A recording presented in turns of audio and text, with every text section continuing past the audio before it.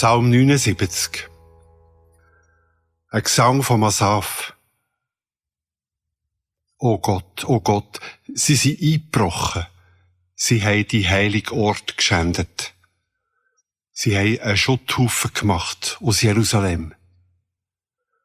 Wie Futter haben sie die Leichen von deinen Freunden, den Vögeln hergehalten und den wilden Tieren. Das Blut haben sie ausgeleert um Jerusalem herum wie gewöhnliches Wasser, und niemand hat nur einen begraben. Eine Schande sind wir geworden für die nebendran.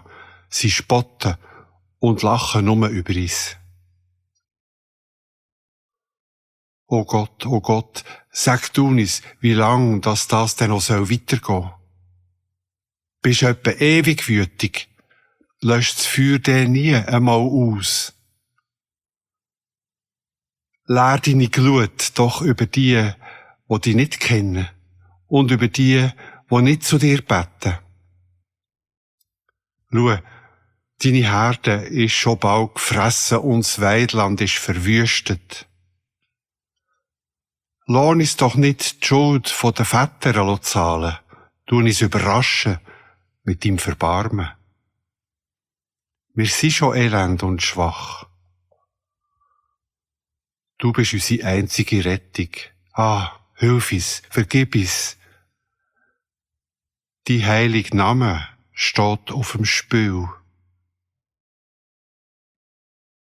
Sollen die Fremden wirklich sagen, wo ist denn jetzt ihr Gott? Zeigt uns der Meister vor unseren Augen und steht zu uns, gib Antwort.